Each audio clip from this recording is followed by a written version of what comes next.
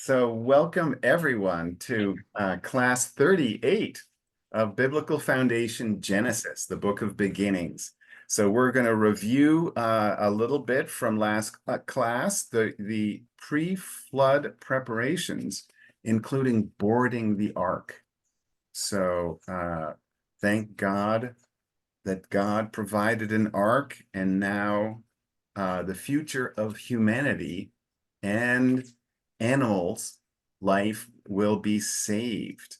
So let's go ahead. So if we can, we'll start with Lucas. Lucas, can you read Genesis 7:4, please, in English? For yet 7 days, and I will cause it to rain upon the earth 40 days and 40 nights, and every living substance that I have made will I destroy from off the face of the earth. Very good, beautifully pronounced. Let me see if I can do as well in Portuguese. Porque, passados ainda 7 dias, farei chover sobre a terra 40 dias e 40 noites, e desfarei de sobre a face da terra toda a substância que fiz. Lucas, unless there's a comment, jump in. If there's not a comment, then Pedro, can you please give us question 1 in English? Why is the 7-day warning particularly interesting? Okay, what do you think?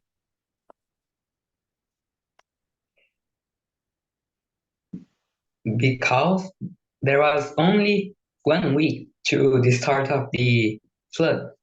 Okay, and why is the use of a week here by God interesting?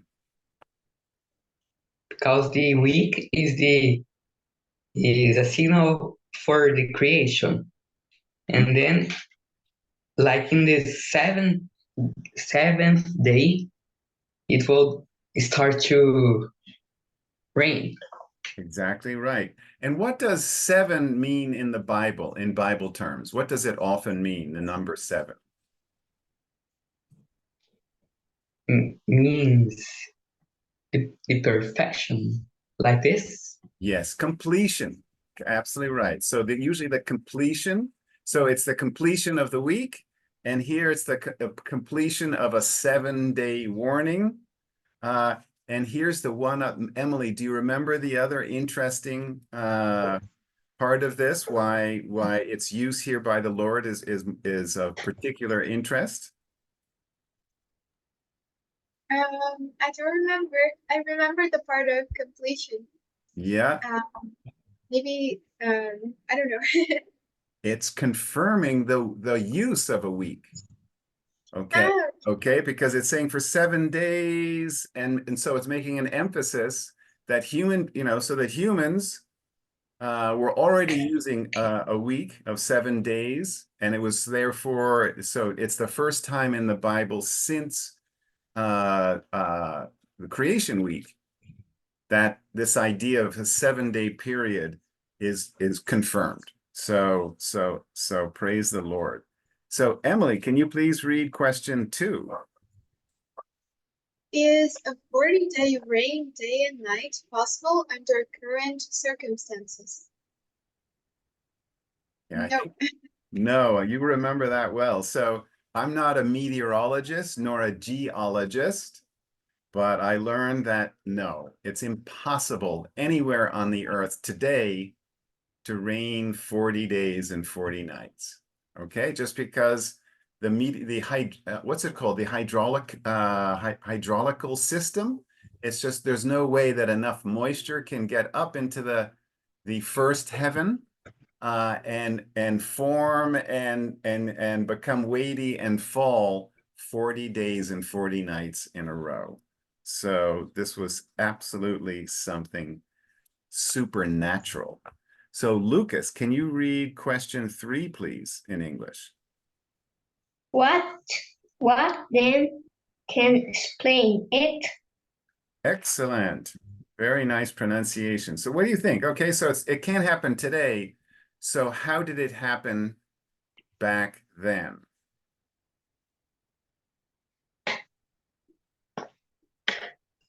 It's because in those times that there was more water in the sky. Mm-hmm. Absolutely right. And was it raining already before this? No, Correct. Okay. yeah, no.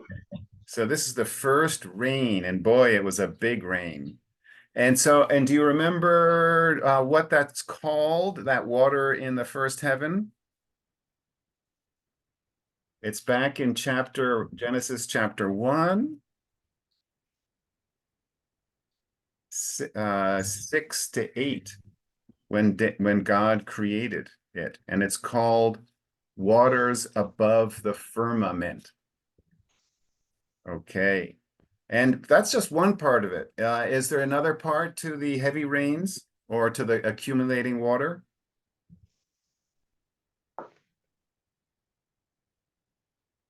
And the fountains of the great deep also.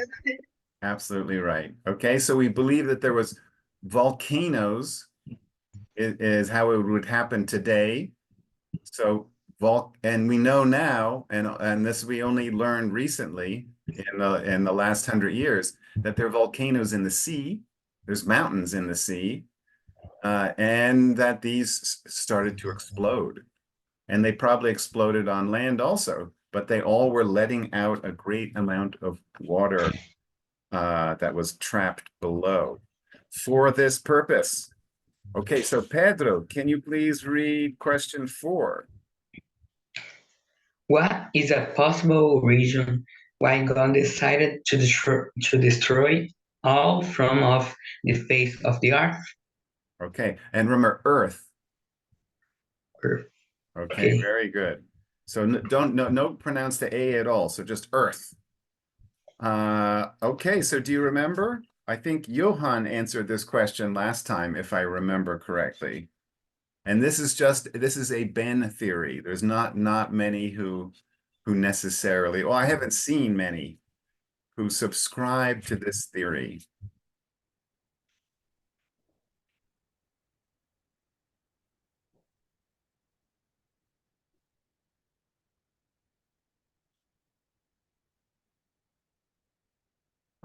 Emily, do you remember? I think it's because of sin and that it affected the whole creation because of the curse. Agreed. That's absolutely true. And so sin absolutely infected man, so much so that God was horrified, right? That evil was in the heart of man continuously. And one reason or one physical reason why that corruption occurred may have been that the giants who were produced by fallen angels and women on earth, that joint blood, that humans with giant blood spread almost over the whole earth. We don't know that for a fact, but that's a possibility. And now, but then the harder part is, well, why did all animal life need to be killed except for a pair or several pairs? And this is even more speculation, but that somehow, well, first of all, that man was responsible. Animal husbandry was all under man's leadership. And so man, corrupted and sinful, was somehow corrupting and making sinful. There's the possibility animals already started to attack each other. We don't know. And lastly, somehow there may have been genetic corruption. Okay, the same that happened in human life, genetic corruption may have occurred in animals. How, we don't know. But then that would help explain why God said, you know what? We need to start from almost zero. So we'll take a clean pair of horses, and those horses will breed, and there'll be no corrupt genes from that new large group of horses. Okay, so let's go on. So Emily, can you read Genesis 7:5, please? And Noah did according unto all that the Lord commanded him. Thank you. E fez Noé conforme a tudo o que o Senhor lhe ordenará. And let's go directly to the next. So Pedro, can you read Genesis 7:6 in English, please? And Noah was 600 years old when the flood of waters was upon the earth. Thank you. Oh, and I'm sorry, I skipped Lucas. We'll go right to him next. So 7:6 in Portuguese. Era Noé da idade de 600 anos, quando o dilúvio das águas veio sobre a terra. And so Lucas, can you please read question 5 in English?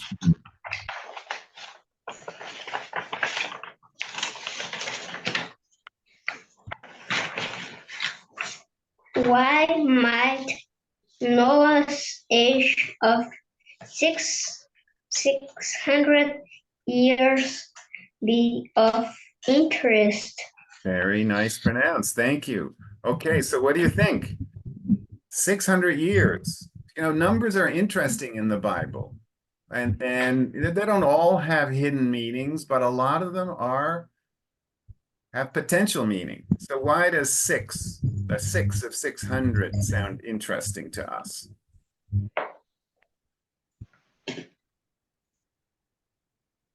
For this sixth day of the creation that God made the animals and the man.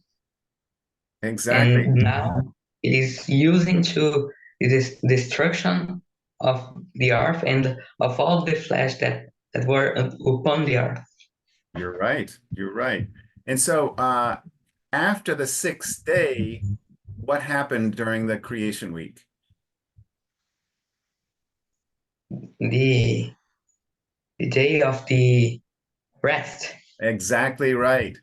Okay, so if we say, all right, so 600 is somewhat similar to 6 days, then the first 600 years of Noah's life were all work, right? Particularly the last 100 years, he had to build an enormous ark out of wood. And no one would help him. Maybe his sons did, but everyone laughed at him, right? And so now Noah, now that the 600 years are over, he gets to enter his rest, at least for a while. Okay, so sorry, Emily. I was going to say, I don't remember Noah's, the father of Noah, his name, but I think it says in a bit earlier in the chapter that he talks about Noah bringing them rest, and he prophesied that Noah will bring rest. I thought that was so interesting because of Noah's name. Okay, and that's a very good point, Emily. So you're saying his name had signified rest. Yes. And that his father prophesied that early on. Excellent. Okay, so that I think helps confirm that the 600 is significant, right? That we're being led to believe that the beginning of the 7th century for Noah represented a time of rest. Okay, so Emily, can you read Genesis 7:7, please? And Noah went in, and his son with his wife, and his son's wives with him, into the ark because of the waters of the flood. Thank you, very well read. Noé entrou na arca e com ele seus filhos, sua mulher e as mulheres dos seus filhos, por causa das águas do dilúvio. All right, and now Lucas, back to right order. Lucas, can you please read question 6 in English? What was likely true about Noah's wife, sons, and daughters-in-laws? Very nice. The daughter has no S, even though it's plural. So it's daughter-in-law, in-laws. Very nice. Okay, so what do you think? So again, what is likely true? If God, he selected Noah and his family for a number of reasons, what's likely true about all these people who entered on the ark? Can we say that they were without sin? No, impossible. So it's not that they were sinless. We know that Noah walked in the ways of the Lord and obeyed his commandments. So we're told specifically that Noah was righteous in the eyes of the Lord. He was justified in the eyes of the Lord, but that doesn't explain the others. So what do you think? I read on Henry Moore's commentary, and he talks about how Noah is a great example of a godly father, and how he perhaps maybe he had an influence on his family, except for Cain, for how is his name in English? For the one that sinned after the I'm ark. sorry, say it again, because there's a little bit of interference, maybe a little bit of noise from activity. I think it's the fan. Sorry. Not at all, no. Okay, all right, thanks. Say it again, Emily. No, I was saying that I read on Henry Moore's commentary that how Noah was a godly example to his family, and perhaps that is what brought them into the ark. But except for what is his name in English? One of Noah's son Well, that sinned after. yeah, maybe Ham, but I remember they all were sinners. Yes, Right? yes. Okay, but yes, Ham is caught in the act of sinning quite soon after. Yeah. Okay, I think that's all true. I will speculate again. All of these human specimens, they had no giant genes. Okay, so no one among their ancestors was a giant. Meaning no fallen angel blood anywhere in their past. Praise the Lord. All right, so that was Lucas. So Pedro, can you please read Genesis 7, 8 to 9, please?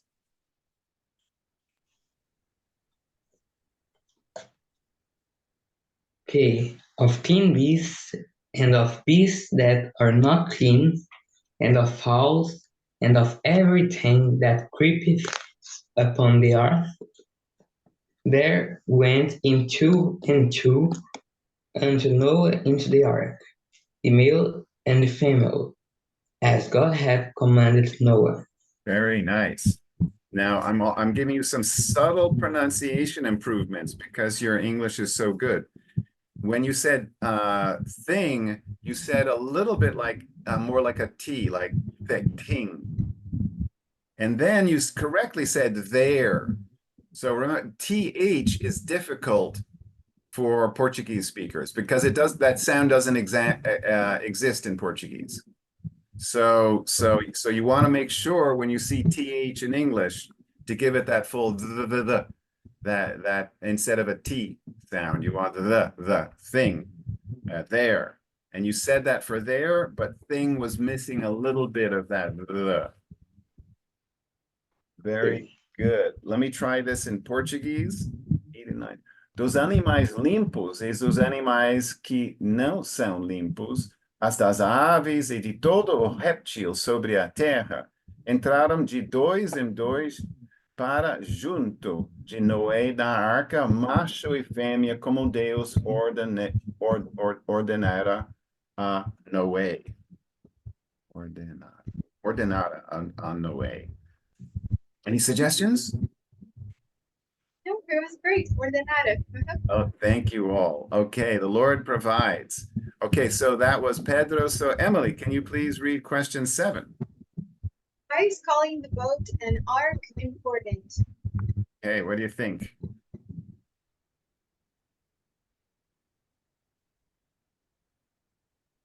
I think Pedro gave the answer last time. You remember? Yes, I remember that ark is like the boat was a box. Mm-hmm. And where is that box very important in the Bible? What else is called an ark of high importance? Yes, because of the ark of the covenant. Absolutely right. Okay. And so now thinking of the Ark of the Covenant, that had to be treated extremely carefully. In a way, the Lord resided in the Ark of the Covenant, in a way. And so it's a type also for the salvation in Christ. Okay, so inside the Ark of the Covenant, and during Old Testament times, the Jews came to the Ark of the Covenant in the most holy of the holies in the temple. And then the ark that saved Noah and his family and animal life is another type of salvation, and all of it in Christ. So beautiful. So now we switched order a little bit. So was that Emily next? Yeah, last. Okay, so now Pedro. Pedro, can you please read Genesis 7, 10, and 11, please, in English? And it came to pass after 7 days that the waters of the flood were upon the earth. In the 600th year of Noah's life, in the 2nd month, the 17th day of the month, the same day were all the fountains of the great deep broken up, and the windows of heaven were opened. Very good. And I heard you say the TH with purpose and well throughout. So thank you for that. Very good. Let me try that in Portuguese. E aconteceu que, passados 7 dias, vieram sobre a terra as águas do dilúvio. No ano 600 da vida de Noé, no mês segundo, aos 17 dias do mês. Não, aos 17 dias do mês. Naquele mesmo dia se romperam todas as fontes do grande abismo e as janelas dos céus se abriram. Wow, a lot of activity going on. All right, so that was Pedro. So Lucas, can you please give us questions 8 in English? How does this explain how the flood covered mountains? Very good. Now remember one thing, English is irregular. And if English was regular, then it would be flood. But English is not regular and it's pronounced flood. Okay, almost like it was it's like one E-O, really like it's a U, flood. Okay, so what do you think? How do these two verses explain how a flood could cover mountains? That there was not only the rain that covered the mountains that caused the flood, but was also the waters that stayed under the earth. It's like the waters that also today they are under the earth. Mm-hmm. I don't remember the name, but I think it's an aquifer. They're usually called aquifers, and we drill holes or create wells to bring up the water from the aquifer. Correct. Yes. And it caused the the the flood, and there was more water to cover the mountains. Agreed entirely. Correct. And where do we see that in this verse? It's where, and all the fountains of the great deep broken up. Okay, so absolutely right. That helps explain. It's hard to imagine. We don't know how tall the mountains were, right? Because the earth radically changed after the flood. But the idea that a flood could cover mountains today sounds impossible. But with maybe mountains not quite as tall, and you get water from above and water pumping up from below, it covered everything. Okay, so Emily, can you please read question 9 in English? What possibly was the secret? Okay, so now we're getting into a little bit of geology. Who wants to be today's geologist?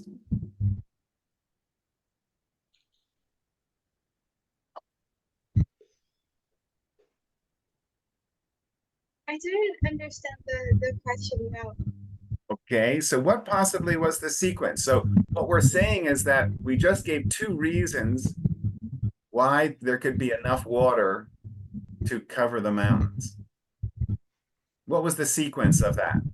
We've heard that there's two likely reasons. Which came first? Which came second?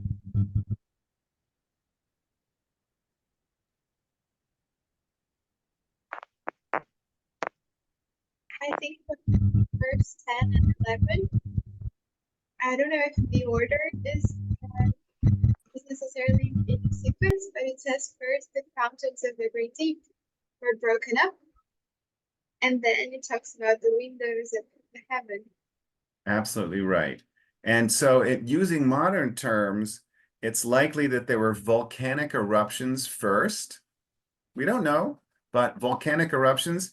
And one thing is, we know that volcanic eruptions, what do they send into the atmosphere? No, they don't bring up all water. We have gushers today, but volcanic eruptions usually nowadays bring up what? Ashes and dust. And so when a volcano explodes, it sends into the atmosphere an immense amount of ashes and dust. And what do ashes and dust do when they get into the heavens? They join with water vapor, they make it heavier, and it starts to rain. Okay, so a lot of ashes in the air will help cause more rain. So that sounds like, so we have a geological, meteorological order that makes sense of how things could have happened. Okay, so that was Emily. So Pedro, can you please read Genesis 7:12 to 13, please?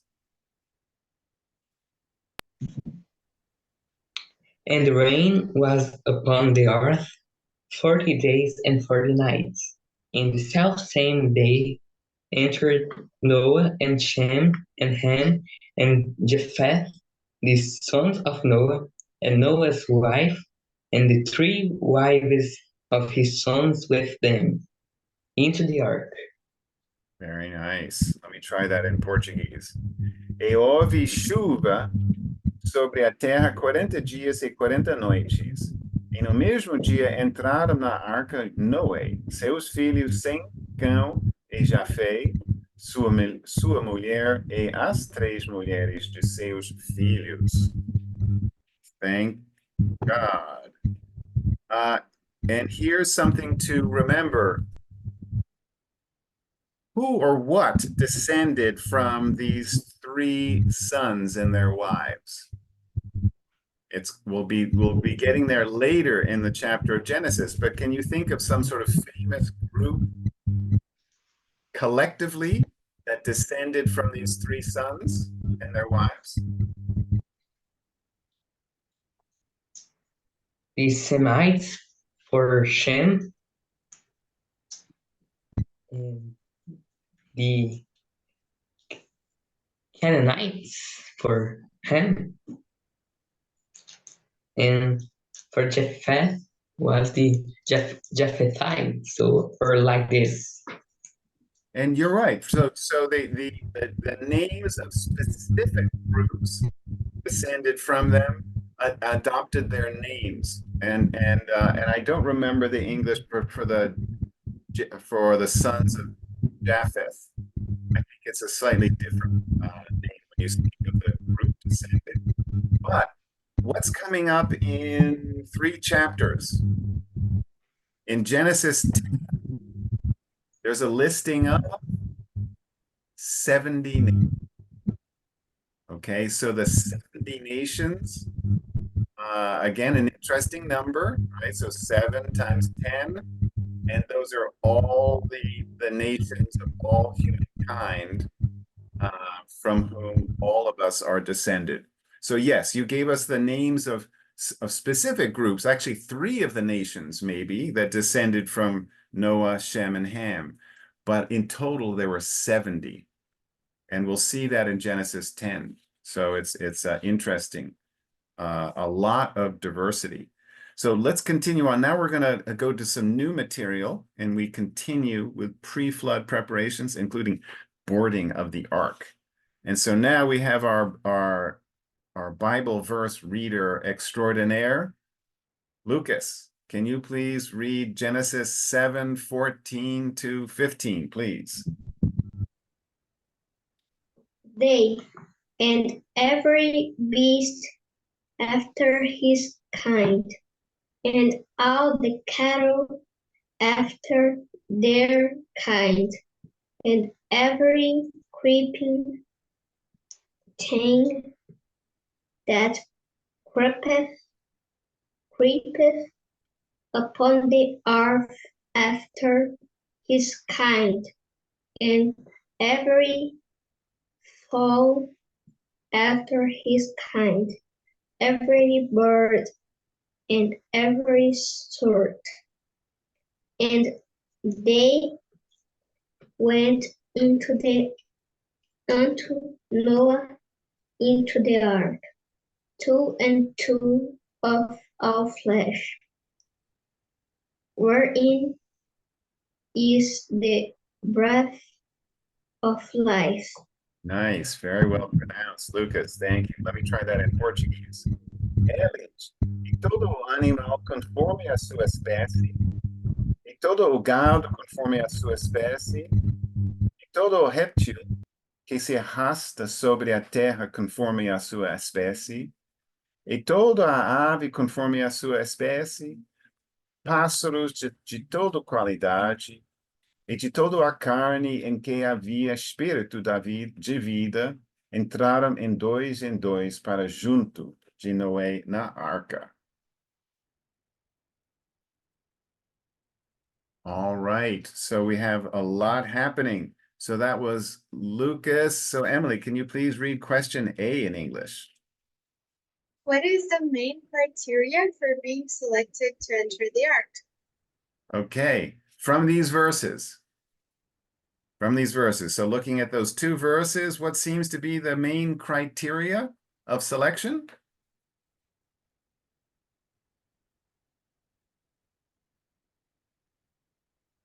It's there at the very end of the verse, 2nd verse. They all had the breath of life. Okay, so that's interesting. So now we get an idea, okay, all had the breath of life, right? So plants don't have breath of life. Fish don't really have breath of life. I mean, some need oxygen, but it's not really the same. And so the breath of life was what was gathered onto the ark. Praise the Lord. Okay, so Pedro, can you please read question B? What are the several different interpretations of this phrase? Okay, the phrase that I just used. And so several, I think you said several, but several. Several, okay. Okay, so how do you interpret breath of life?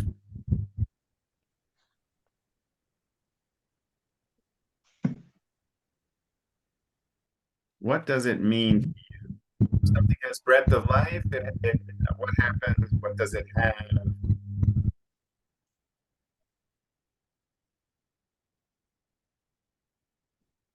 Well, on a basic level, Emily, do you want to say something?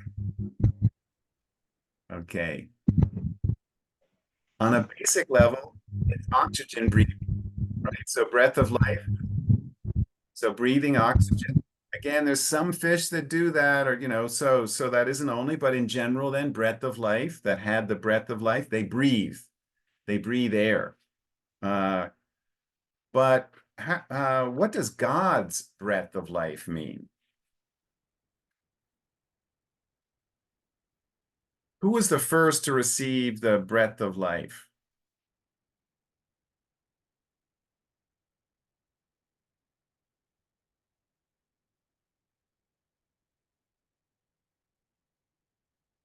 Well, if you guessed Adam, you're right. Okay, so remember, he was just dust, and then God gave the breath of life. So it's varyingly interpreted, but that seems to be from Genesis 1:21 and from Genesis 2:7. It seems to be talking about, and this happened with animals as well, that they have something called soul or consciousness. Okay, the definitions of soul is not so clear, right? Because the Bible tells us there's body, soul, and spirit. And so soul and spirit are different, even though they're quite close. But we believe that soul is something that all animals have because it's consciousness. Okay, so that's another interpretation for this breath of life, to have consciousness. So trees don't have consciousness, plants, life doesn't have consciousness by this definition. Okay, so let's move. So Lucas, can you please read question C in English? Oh, you need to unmute.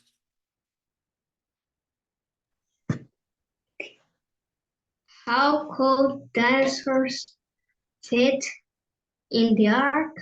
Okay, so do we have any dinosaur lovers here?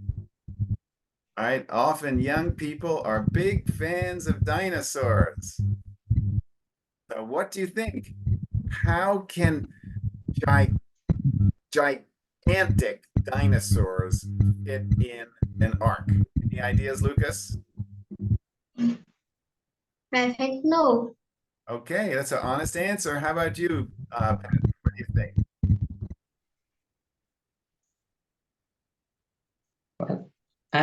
We can't, we don't understand. Okay. Can you say again, please? So how could dinosaurs fit? Do you know what fit means? How could dinosaurs enter the ark and be in the ark for almost a year? Right? Because aren't dinosaurs like the size of a building?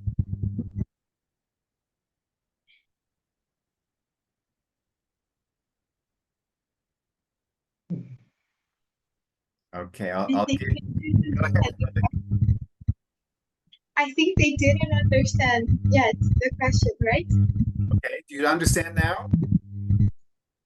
I understand, Okay. Okay. So any thoughts? but I have no ideas. Okay, Emily, want to share an idea? Well, the Lord could have brought into the ark smaller, so younger dinosaurs. Absolutely right. You could bring in baby dinosaurs, Yeah. right? So baby dinosaur, and remember, did God bring in every species within a kind? No, only if they're within each kind. We believe, right? That's right. So he didn't need to bring in all types of dinosaurs. He only needed to bring in one type of dinosaur. That dinosaur already had a genetic pool that then could adapt into what we believe were, I don't know how many dinosaur species,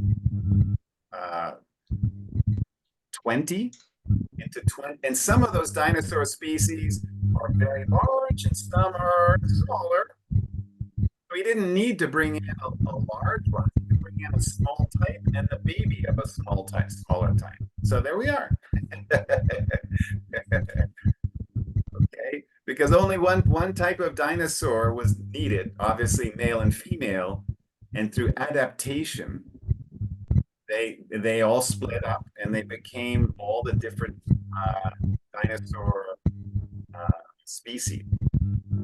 Okay, so we are defeating all of the worldly doubts about how the ark, the history. All right, so let's move on. That was C. So Emily, can you please read question D? How could so many animals coexist for a year in the ark? Okay, so here's another kind of logistics question. Like, how can that be? I mean, that's crazy. All these wild animals for a year in the ark. How could that happen? Well, there was separation in 3 rows, right? Yeah. So I think it was very organized and with the Lord's providence also. And what was the second you said? And with the Lord's providence, I think it was very Agreed. organized with food and everything in its place. Yep. So Absolutely right. I mean, obviously, the Lord had to select and bring them, right? Because it doesn't say that Noah went out and like a hunter and found 2 nice representatives, right, of all the different animal types. It doesn't say that. We'll see. It said they came and they entered into the ark. So the Lord brought them. So he brought really, really nice animals. Okay. He brought like cooperative, friendly animals. And again, he could have brought babies. So when we think of, oh, you couldn't have a lion and a lamb next to each other, well, they weren't necessarily violent back then. And if you bring babies, they're not like, there's not a problem. And one more thing, what do a lot of animals do in the north, in the northern hemispheres over the winter? I forget the name in English. They hibernate. Absolutely right. Good one. Okay. So there we are. Okay. Hibernate. So Pedro and Lucas, you know what that is? So like a bear up in the northern hemisphere, he gathers all of his acorns and nuts, and he puts them inside his cave, and he like eats and eats and eats and gets fat. And then what does he do? He sleeps. Exactly right. He has a good sleep. Like goes for months. Okay, that's called hibernate. All right, so here we go. We have another good possible explanation, right? Why it wasn't so much work. Noah and didn't necessarily need food for a whole year for every animal type.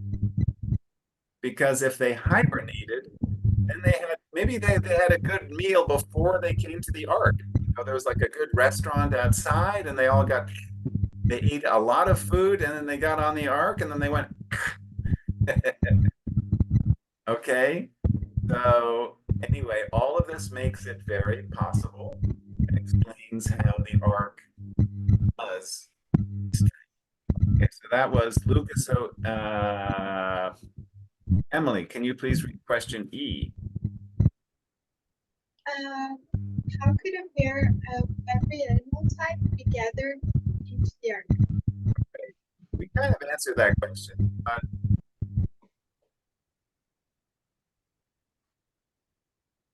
Right? It wasn't Noah. It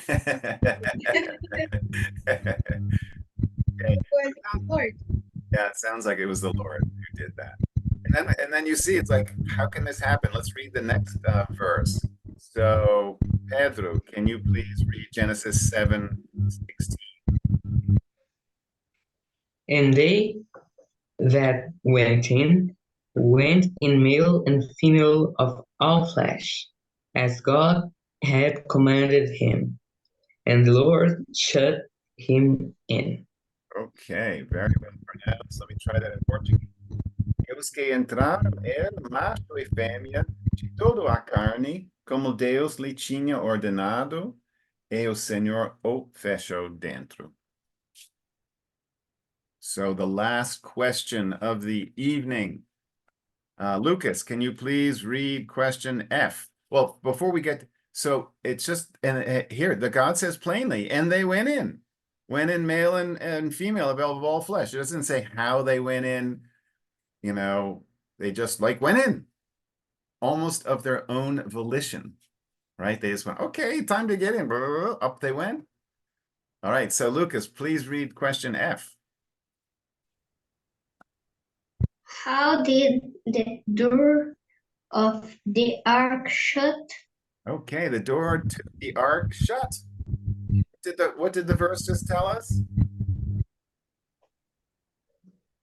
That the Lord shut him in. There you go. Okay, isn't that interesting? So it's like Noah didn't need to find a special system, ropes, I don't know, and work hard to shut this huge door.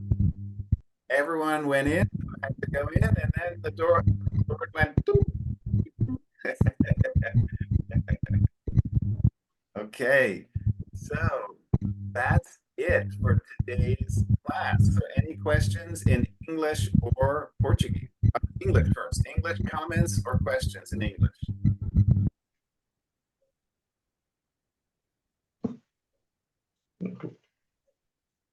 No. Okay. No. All right.